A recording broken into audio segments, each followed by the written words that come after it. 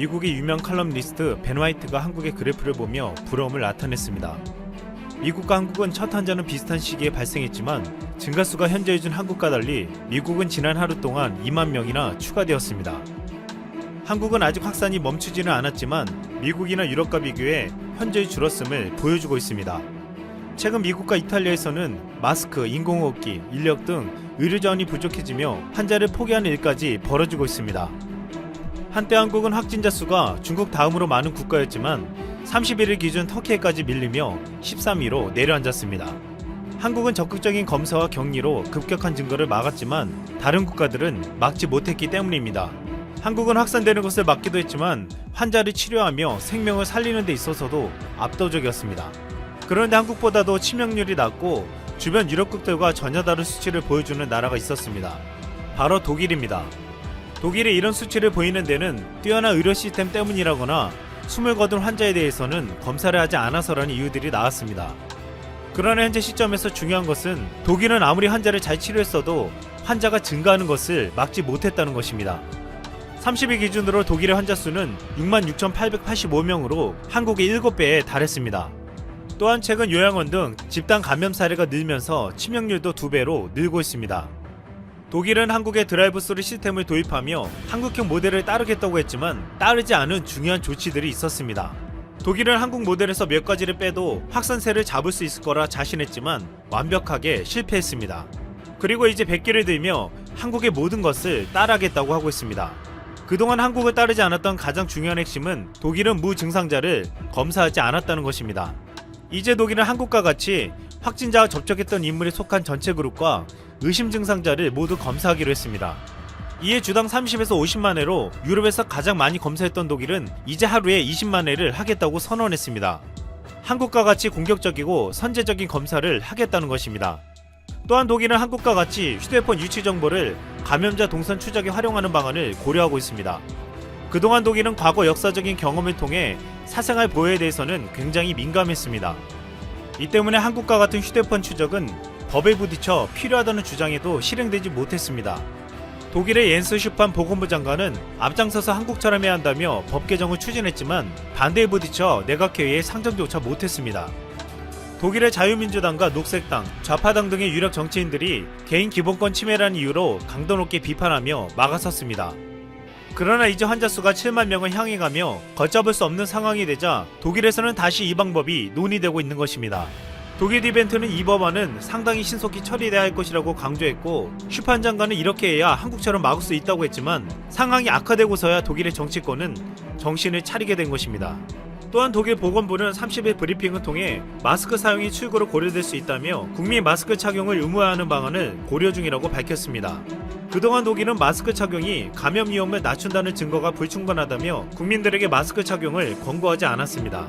그러나 독일 내 상황이 악화되고 이웃나라 오스트리아에서도 마스크 착용을 의무화하자 이제 마스크를 쓰라고 하고 있는 것입니다. 독일은 전통적인 의료 선진국으로 한국의 조치를 벤치마킹하려 했지만 흉내만 냈다는 지적과 비판을 받았습니다. 이 같은 상황을 인지한 보건부 장관은 이탈리아에서 벌어지고 있는 폭풍이 언제든 독일에서도 불어닥칠 수 있다고 경고했습니다. 결국 그 폭풍은 독일에게 들이닥쳤습니다. 독일은 현재 인공호흡기가 완비된 2만 5천 개의 중환자 병상을 갖고 있지만 1만 7천 명의 간호사 인력이 부족한 실정이며 최근에는 한계에 부딪히며 병상을 운영하지 못하거나 수술이 취소되는 사례들이 나오고 있습니다. 이제서야 독일은 100기를 들고 늦었지만 한국의 모든 것을 따라하겠다고 나선 것입니다. 지금 한국은 독일을 비롯한 전 세계의 방역 모델이 되고 있으며 각 나라의 진단키트와 의료장비를 수출하고 있습니다. 그리고 이제는 핀란드의 샘플을 받아서 분석하는 프로젝트까지 하고 있습니다. 핀란드는 분석에 필요한 장비를 확보할 수 없자 가장 신뢰할 만한 한국에게 18,000개의 샘플을 보내 분석해달라고 요청한 것입니다. 한국에서의 검사 비용은 핀란드에서 하는 것보다 훨씬 더 비싸지만 핀란드는 경제적 손실액을 감당하는 것보다 한국에 의뢰하는 것이 낫다고 판단한 것입니다. 한국의 한 의대 교수는 최근 사태에 휘청되는 의료 강대국을 보며 한국이 그동안 선망했던 의료 강대국도 별것이 아니었다고 말했습니다. 재밌는 것은 이 사태 전만 해도 한국은 OECD 국가 대비 병상수, 국가장비, 외래 방문 횟수 등 모두 2배에 달해 개선해야 한다고 지적받았다는 것입니다. 그러나 환자가 폭발하자 한국은 가용할 병상이 있었고 의료진들도 평소 상당 건수를 소화해본 경험이 있기에 세계가 놀라는 1일 1만 5천 건 검사량을 감당할 수 있었습니다. 한국이 과하다고 지적받은 것들은 결코 과한 것이 아니었습니다. 이제 한국은 과거 미국, 영국 등 의료 선진국에서 배우는 것이 아니라 그들 나라에게 위기를 극복할 수 있는 모델을 보여주고 있습니다. 한국의 발목을 잡아야만 일본이 살아남는다. 최근 일본 정부가 한국 정부의 발목 잡기에 사활을 걸었습니다.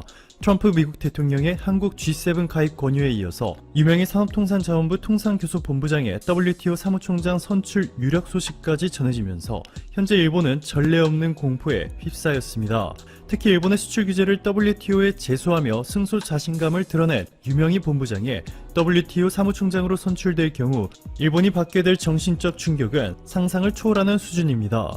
이를 막기 위해 일본은 한국의 G7 가입과 최초의 한국인 여성 WTO 사무총장 탄생을 막으려 한국의 발목을 있는 힘껏 부여잡고 있습니다. G7 가입과 WTO 사무총장 선거에는 한 가지 공통점이 있죠. 일본을 포함한 모든 회원국들이 만장일치로 동의해야 한다는 것인데 G7에 한국이 새로 포함되기 위해서는 일본의 동의가 필요하다는 뜻이고 WTO 사무총장을 선출할 때도 지지도가 낮은 후보를 탈락시키는 과정을 반복한 후에 최종 단일 후보자를 만장일치로 추대하는 방식이기 때문에 일본이 끝까지 방해작전을 펼치면서 최초의 한국 여성 WTO 사무총장 탄생이라는 타이틀을 거머쥐기 일보 직전인 한국의 유명희 본부장을 겨냥해 낙선운동을 펼치고 있습니다. 일본의 발목 잡기 전략은 이것이 전부가 아닙니다. 바로 어제 일본이 한국산 화학제품인 탄산칼륨의 덤핑 조사를 시작했죠. 교도통신의 보도에 따르면 일본 정부는 한국산 탄산칼륨이 일본에서 부당하게 싼 가격에 판매되고 있다. 반덤핑 관세를 부과할지 판단하기 위해서 조사를 시작하겠다라는 충격적인 발표를 했습니다. 교도통신은 일본 산업단체가 한국이 화학물질의 판매 가격을 낮춰 일본에 수출하는 바람에 일본의 생산 기업들이 타격을 입었다고 주장했고 일본 정부는 1년 내로 조사를 완료해서 한국산 화학물질 탄산칼륨에 반덤핑 관세를 부과할지 여부를 결정하겠다 밝혔습니다. 자, 그런데 현실은 일본이 간절히 바라고 있는 것과는 완전히 반대죠. 블룸버그 통신이 글로벌 투자은행과 경제연구소 24곳의 통계 자료를 분석한 결과 미국, 중국, 유럽 등 주요 20개국 가운데 한국이 두 번째로 높은 경제 성장률을 보여줄 것이라 전망했습니다. 반면 프랑스는 마이너스 19.6%, 이탈리아 마이너스 18.5%, 영국 마이너스 18.1%, 일본은 마이너스 22.3%로 최하위권이라 분석했습니다. IMF도 한국이 수출 의존도가 높은 국가임에도 글로벌 평균보다 압도적으로 높은 성장률을 보이며 코로나19 위기를 극복할 것이라 진단했고 국제신용평가사 무디스는 G20 국가들 가운데 한국을 제외한 모든 선진국 그리고 대다수의 신흥국의 내년 실질 GDP 성장률이 코로나19 이전 수준보다 밑돌 것 이라며 선진국들 가운데 한국이 유일하게 코로나19 발생하기 전 수준으로 회복할 것이라 전했습니다. 심지어 경제협력개발기구 OECD마저 G20과 37개의 OECD 회원국 가운데 가장 높은 경제성장을 이룰 것이라 발표했는데요. 이들은 모두 한국이 무려 18년 만에 세계 성장률을 큰 폭으로 웃돌 수 있는 이유에 대해서 성공적인 K방역과 퍼펙트한 의료 수준 덕분이라 입을 모으고 있습니다. 이렇게 한국의 영향력이 강해지면서 최근에는 일본이 지난 수십 년 동안 지켜왔던 편의점 왕국이라는 타이틀마저 한국이 빼앗은 놀라운 상황이 펼쳐졌습니다.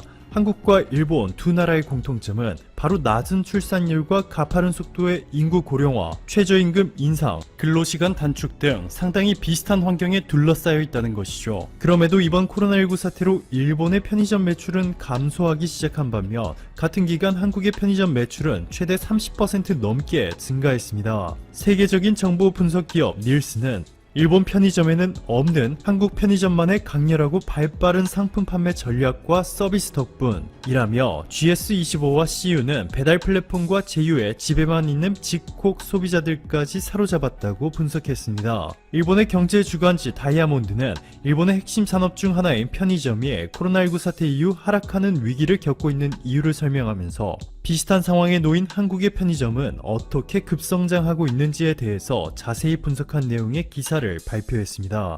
이렇게 한국에 대한 질투심으로 가득 찬 일본을 향해 김태년 민주당 원내대표는 이웃나라 한국을 견제하는 아베 총리의 속 좁은 소국 외교는 유감이다. 코로나19에 맞서려는 국제사회의 협력에 아베가 찬물을 끼얹어서는 안 된다 전했고, 연합뉴스에 따르면 한국의 발목을 잡으려는 일본의 최근 행보에 대해서 청와대 고위 관계자는 이렇게 일침을 가했습니다. 일본은 이웃나라에 해를 끼치는데 익숙하다. 일본 자신의 잘못을 인정하거나 반성하지 않는 일관된 태도에 더 놀랄 것도 없다. 일본의 모렴치한 수준은 세계 최상위권이다.